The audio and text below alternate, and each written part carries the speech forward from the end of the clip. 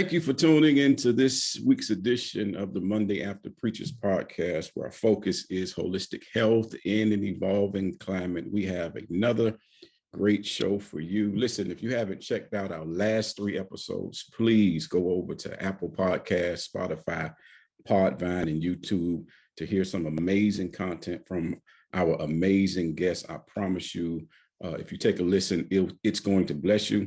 All right, this week we kind of changed the game up. I had 3 males come in, but this week we have a female coming in, and I tell you, she is doing some amazing things in ministry. We have with us, her name is Tisha, but we're going to call her Dr. Tish Dixon-Williams from the great city of Brooklyn, New York. And she is the senior pastor of the First Baptist Church in Bridgehampton, New York. She is the first woman that has been elected in office as senior pastor in the church's 96 years of doing ministry. What an amazing thing. She has devoted her ministerial and professional careers to addressing the whole person as it relates to spiritual and emotional well-being. Dr. Tish is the creator and chief curator of Who's That Lady? It has become a global ministry movement reaching as far as Kenya and Uganda. She's authored a book entitled, y'all need to go get this book, I See You, Sis, Inspirations from Heroic Women in the Bible Hidden in Plain Sight. She's a wife, married to Larry Williams, and they have an amazing marriage ministry together called Your Marriage T.H.D, Touch, Healed, and Deliver.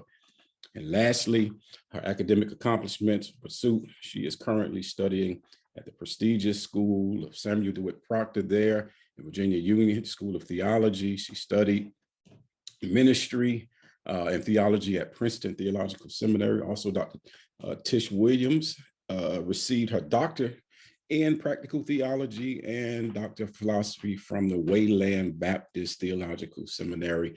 And lastly, her resume is extensive.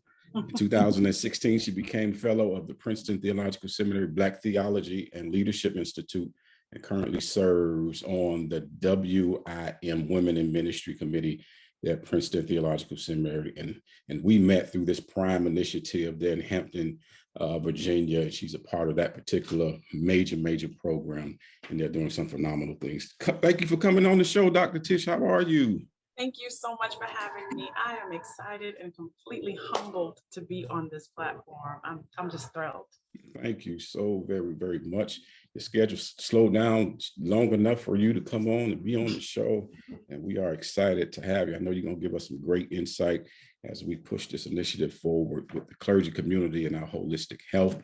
Welcome to the show once again. So before we get into the conversation, I want to ask you a question as I ask all my guests. All right. And the question is, what are some intentional practices that you do to ensure your holistic health? So the intentional practices that I do, first, I'm a lover of nature. I absolutely love being outdoors. I'm both city and country, but I am a person who will pitch a tent and sleep in my backyard in a minute. I love the water. I love dogs. I love nature. I love the sound of birds singing. Nature is where I find God. It's where I have my time with God. So that's an intentional practice for me, going on nature walks or just sitting outside. I absolutely love it. The other thing that's intentional for me is protecting my spaces. I'm very particular about space, where I work, where I sleep, where I eat, very particular about space, and not only the spaces that I occupy, but also who occupies my space. I'm very particular about that. And one of my cardinal rules that I have, I do not work and eat. Okay. That is how I honor my body. I was in corporate America for a number of years and spent that time, as most people do, eating at their desk. Mm-hmm. And when I became a pastor and gave up the corporate lifestyle, I found myself still engaging in that practice. Right. I would sit in my study and continue to eat at my desk. And one day it dawned on me, you don't have to do that anymore. Right. And I thought, what does it say about me that I can't honor my body with at least 1 hour? Is my body not worth 1 hour to be able to digest its food properly? Mm-hmm. And so from that day on, I made a commitment to myself that I do not eat and work. Wow, that's a great discipline. Yeah. I like to work and eat. And it's hard to do. There are days when I'm like, I know I have reading to do, and I really have this sandwich here too. So I could do both, but I made a promise to myself.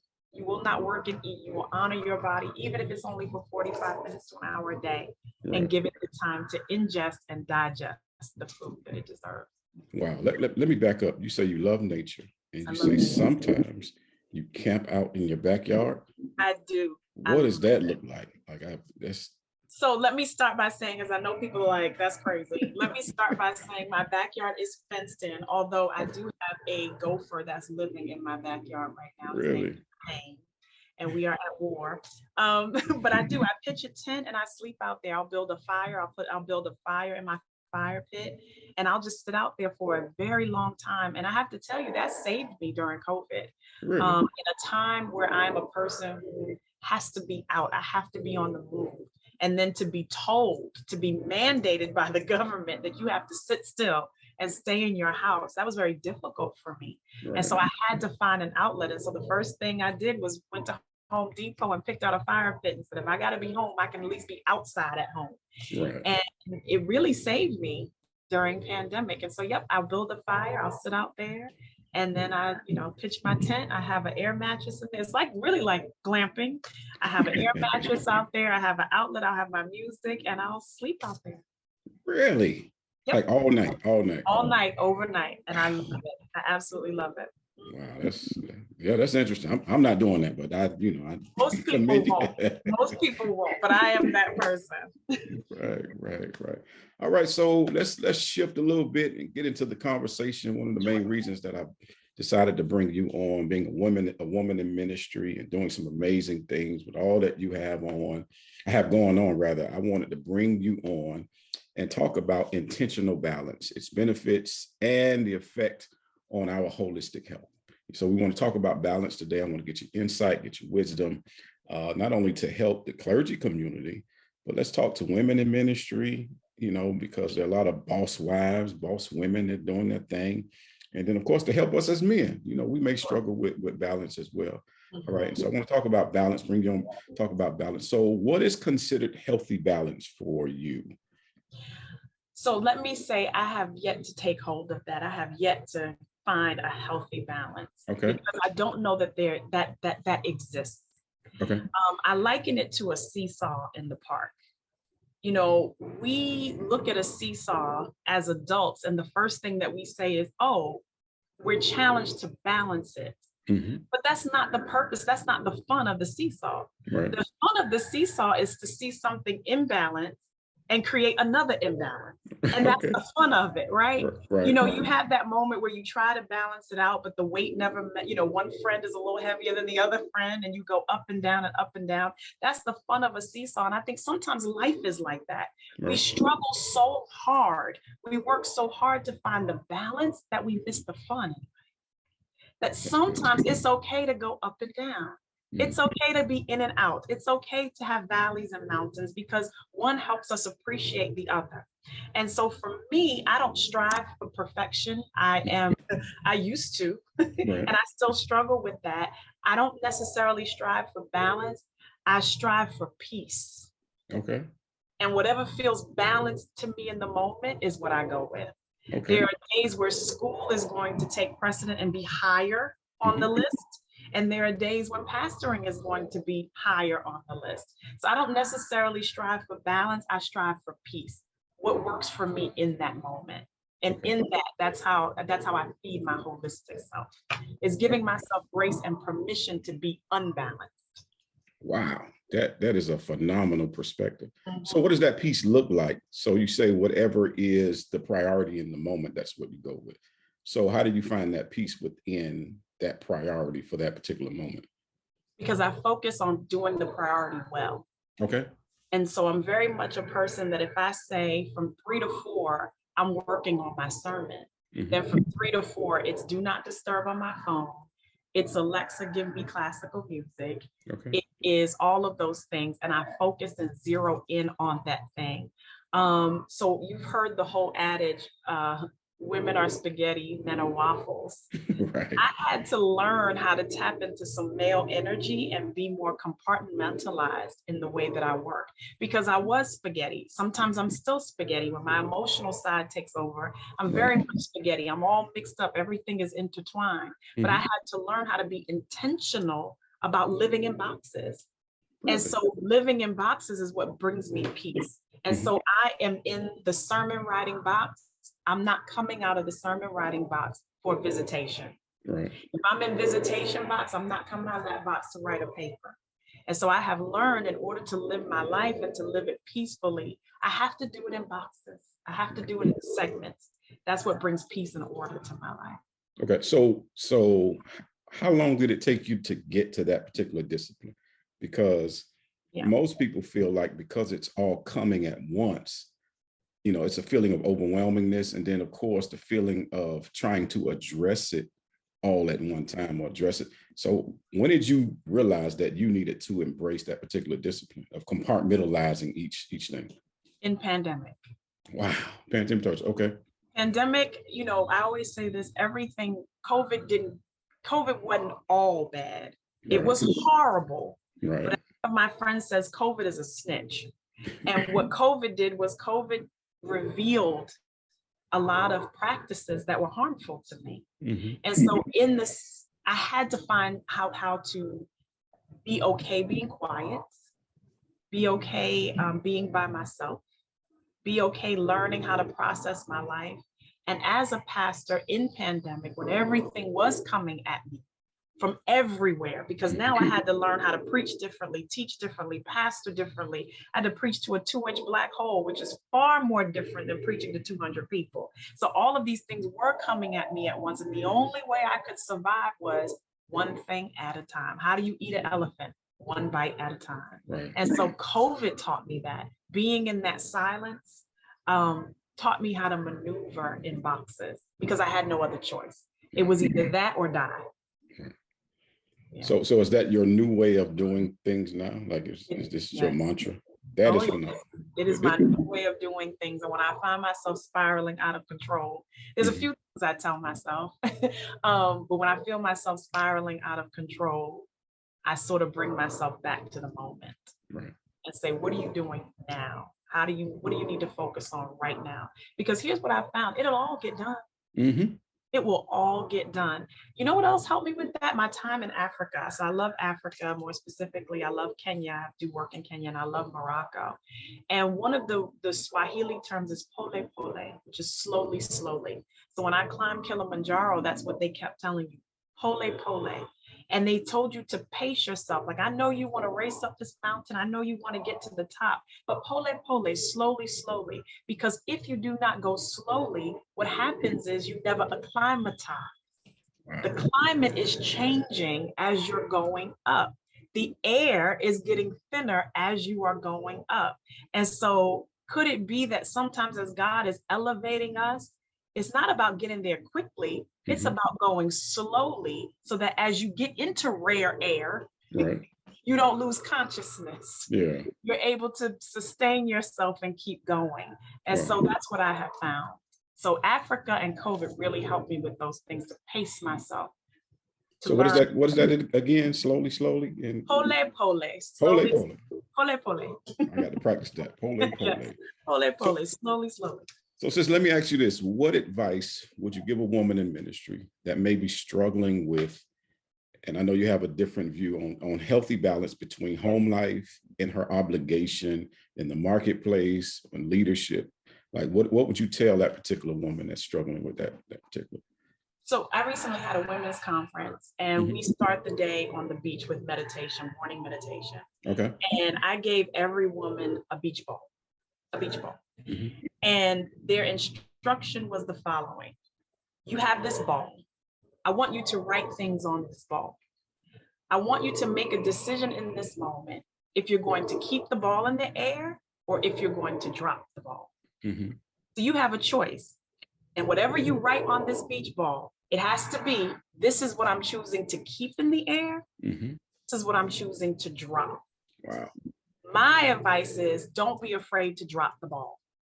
When we hear that, we think it's failure. But the Right. reality is there are some things that are no longer necessary in our lives. Yeah. There are some balls that are way past their point of being dropped.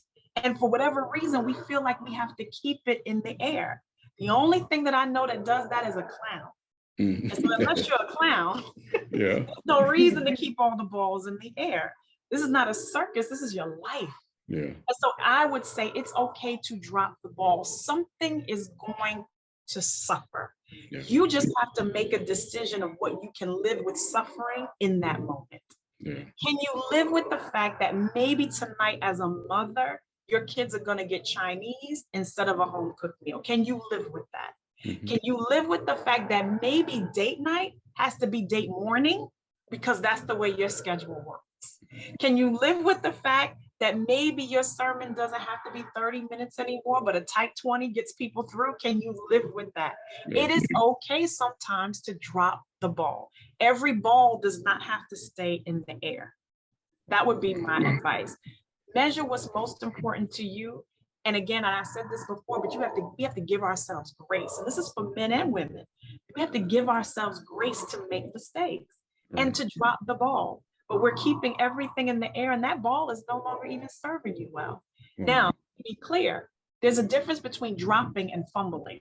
Okay. You know football, right? You can drop the ball. They drop the ball when they spike it in the end zone. It's done. It's finished. I've done what I come to do.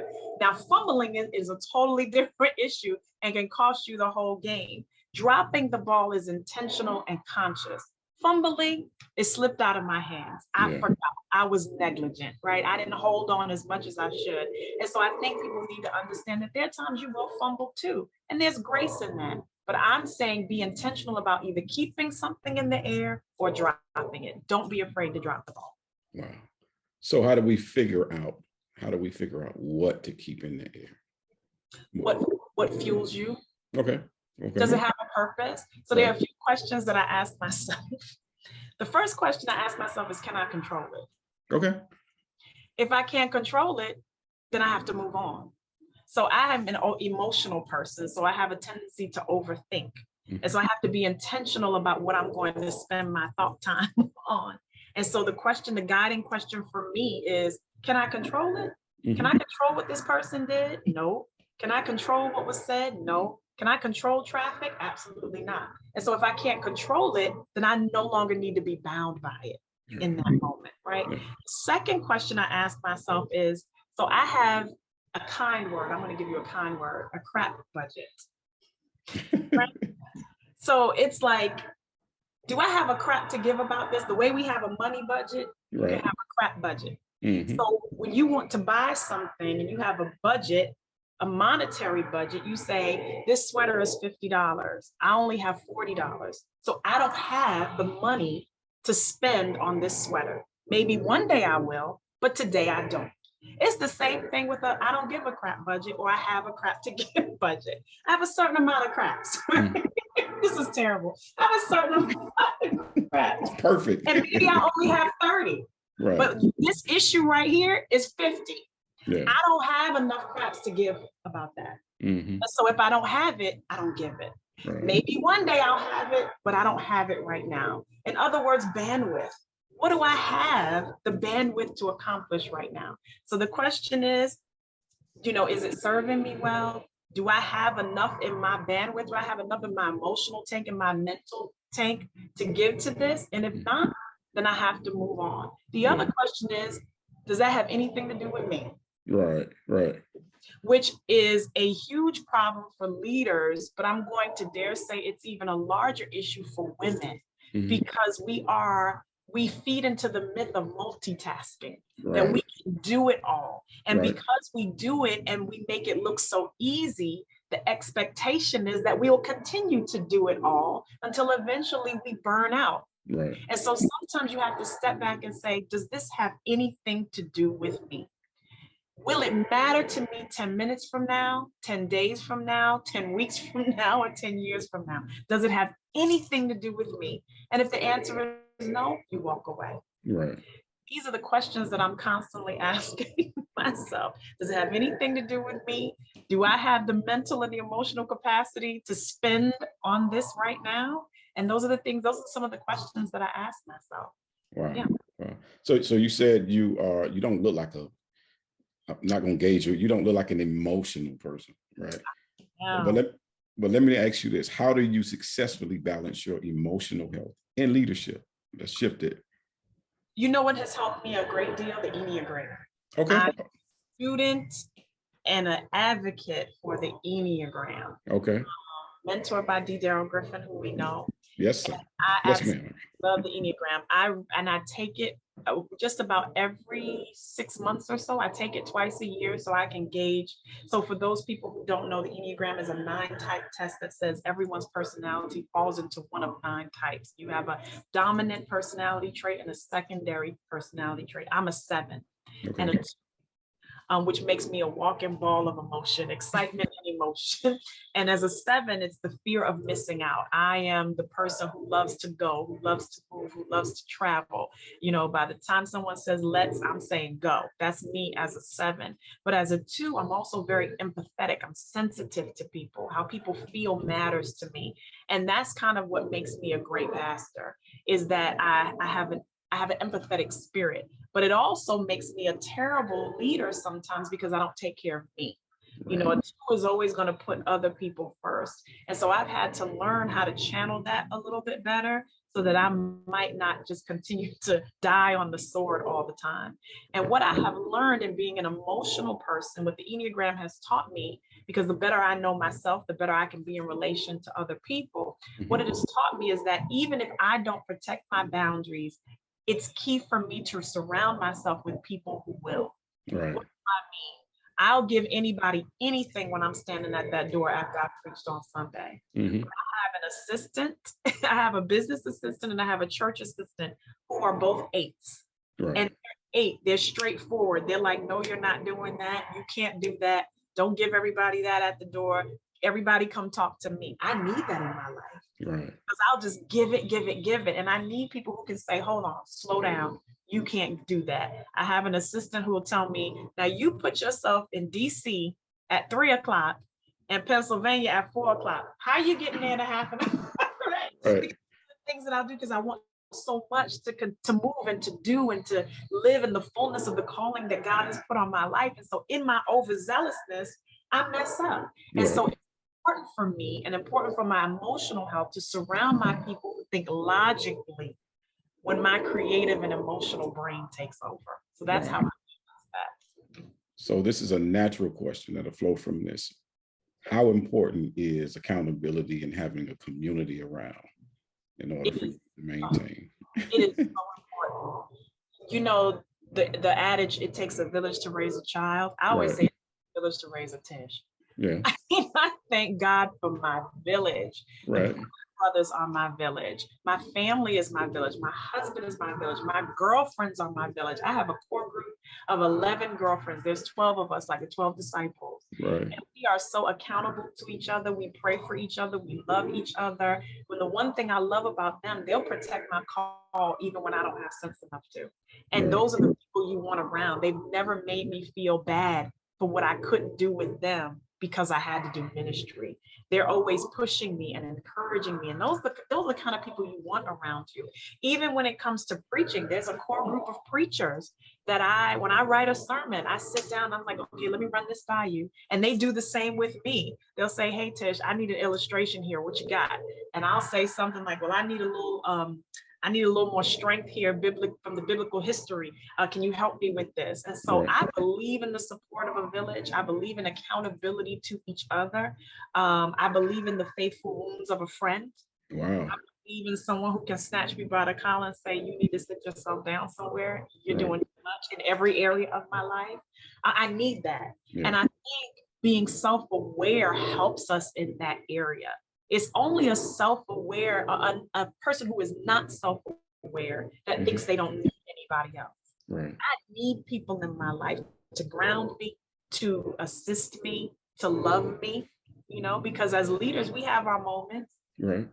We feel unlovable, when we feel like this whole thing is thankless, when we wonder if anybody heard anything we said. Right. And so sometimes it's nice to get that phone call out of the blue, or the message out of the blue.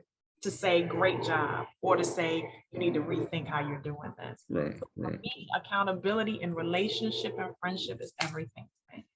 Right. So let me ask you a question. What type of posture should one take when they are seeking out accountability partners? Like what attitude should they take when it comes to finding that particular person or individuals or community? That's a great question. Go for the person who does well what you can. Right. Wow. Wow. Wow. Find the person that fills your void. As I said, as an emotional person, I need people who are logical and clear thinkers because my dreams are dreams. And so I need people who will pull me back and say, okay, but what about that thing you talked about 2 weeks ago that you still didn't do? Right. So now you're going to give birth to something totally different. We didn't even finish that. I need that in my life. And they need me. That's the other thing. I have friends who cannot think outside the box if they tried. Right. And so it takes a person like me to say, no, you can do even more. You can push past this. You can do even more. I am that friend. I tell everybody, if you don't want to think you can win, I'm not the friend for you. If you don't want to feel like you can run through a wall and accomplish anything that you set your mind to, I'm probably not the person you want to call. Right. Because it's always going to make you believe in the impossible. That's who I am. And so for me, I would say the advice is find the person who does well what you cannot. If you are not a numbers person, get yourself somebody who's great at numbers. If you are not a visionary, find a friend who is a visionary. And let me say this, everyone doesn't have to be your friend. Right. You don't have to be in close relationship or close proximity to these people for them to be effective in your life. You just need someone that you can connect with and say, hey, I'm working on this or I'm fleshing this out. Can you help me? Because I see you're really good at this. You're a very creative person, and sometimes I get stuck. Is that something you'd be willing to talk about over coffee or lunch? I'll buy the bagels. Right. Right. Right. So with that, how intentional? All right, we're talking about community and accountability. So let's shift a little bit. Do you think intentional detaching for the purpose of recalibrating and regrouping is important? It is so important. Okay. Jesus did it. Right. It is so important. Right. And I hate to keep talking about pandemic, but I learned so much. And I No, refuse to let that be a wasted opportunity for me those 2 years. right. I was intentional about that if I had to be in this place, if I had to be on Patmos, Right. what revelation was going to come out of that? That's what I needed to myself in this season. And I remember, again, being a 7, fear of missing out. And now it's the fear of going out. And I can't move. I can't do anything. I wasn't well. I really wasn't well. And I remember my husband saying to me, something's wrong. You're not yourself. You're isolating. What's happening? And he said, it's with everybody. And it was. Anybody who was close to me, it was like, I need you at arm's length. And he said to me, he asked a very pivotal question. He said, what do you need? I said, I need a month. Give me a month. And at that time, it was easy to take a month because we were virtual. I could film from anywhere at any time. And so I said, I need a month. I mean, this was toward like September, August 2020, and I was really over it. And so I had to detach in order to be my best self. Right. And that's who I am. And people who care about you and think enough of you to ask that question, that's who you want in your village.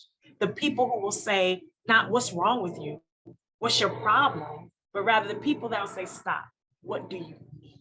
Right. One of my favorite questions to ask people is, how can I support you? How can I support you? And what I think frustrates me sometimes is the number one answer, which is a great answer, is just pray for me. Right. Okay, got that. I'll pray for you.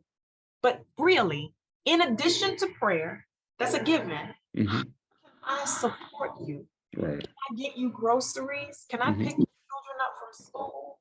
Can I send you to a spa? How? Can I sit with you while you cry?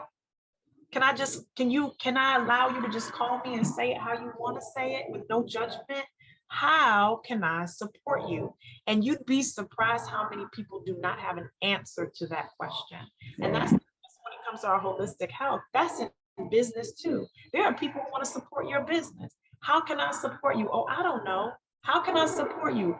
You can go online and order 10 of my books. That's what you can do. Right. That's how you can support me. You can subscribe to my wonderful podcast, The Morning After. That's how you can support me.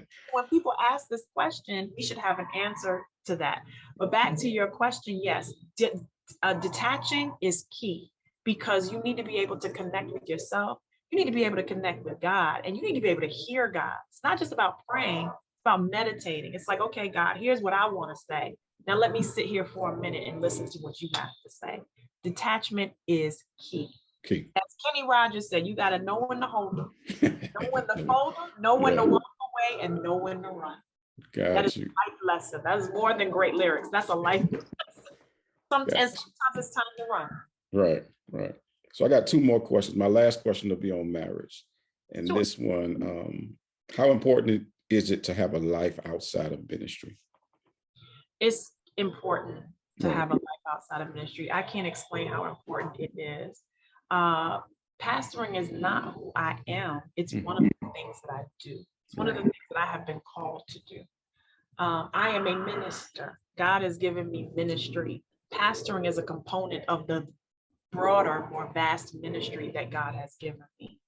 And so it's important, because I have also found in pastoring and in leadership, there's a certain amount of access that people want to you. And that can become overwhelming. And if you're an empathetic person, an emotional person, that draw can become too much sometimes. And so having a life outside of pastoring is key.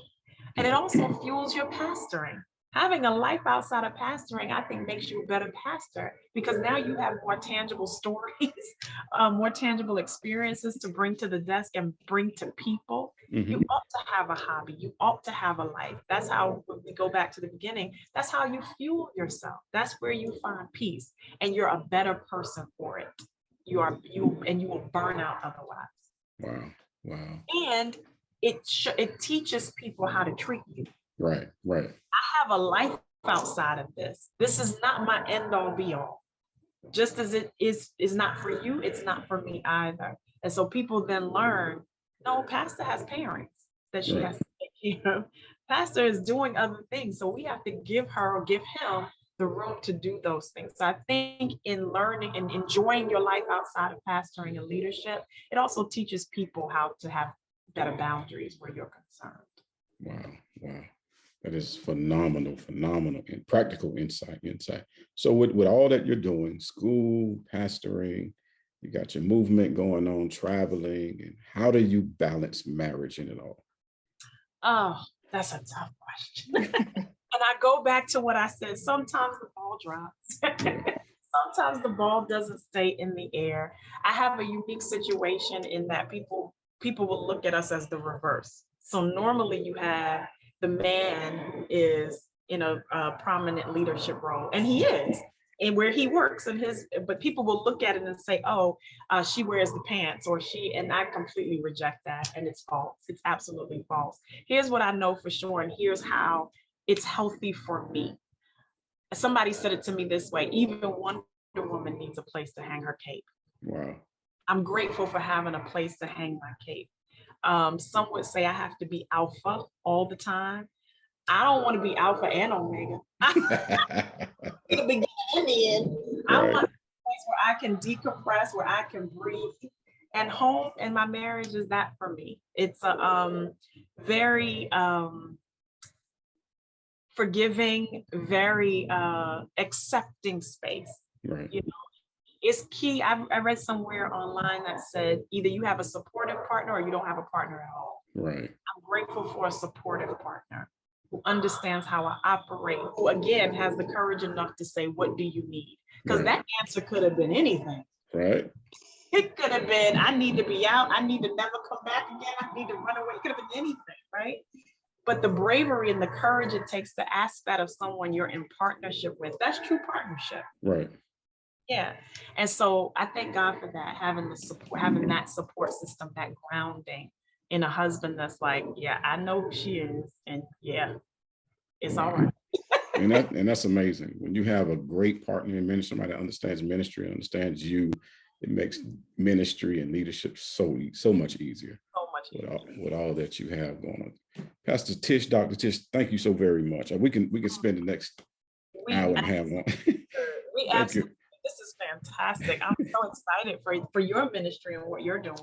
Thank you so much. I want to end with this quote. Well, two things. I'm going to say this quote, get your insight, and then I'll ask you. Every time I ask this question about the favorite book, most times my guests they laugh. But this quote says, "When one prioritizes healthy balance, they'll conquer the demands and pressure that comes with the ministry vocation, and they'll have the endurance to last." What is your insight on that? I'm going to respond to that by giving you a Northwell Health quote. Mm-hmm. When we raise the health of women, we raise the health of everyone. Wow, that's good. So I say that to say, when you raise your health, mm-hmm. you raise the health of all of those around you. Right. We are very good at quoting that song, "Everything attached to me wins." But have you ever considered what's operating at a deficit because it's attached to you? Wow. When you raise your health, you raise the health of everyone. Yeah. Wow. That is phenomenal. Say no more. That's phenomenal. Now, Dr. Tish, give me your favorite book. Your favorite book. Okay.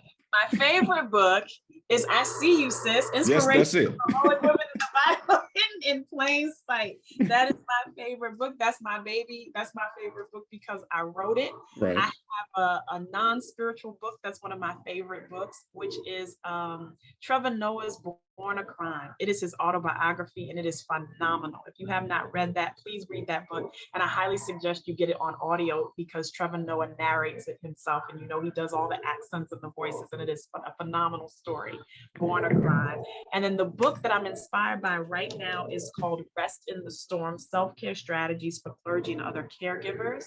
And it's by Kirk Byron Jones, a phenomenal book, Rest in the Storm. And so those are my favorites. Well, I got your books. I got two more to get. So where do we find your book at? Amazon? Is it on Amazon? Yes, it's on Amazon. I see this Inspirations from Heroic Women in the Bible Hidden in Plain Sight. And I am currently working on the next book, the sister book to that, which is going to be I Got You, Sis. Yes. And so we're going to keep going with the Sis series and see how that goes. Thank you so very much for coming on the Monday After Preachers podcast. You are been an amazing guest. Your insight and the practical things that you've given us is definitely helpful. Thank you, Dr. Tish, for being on our show.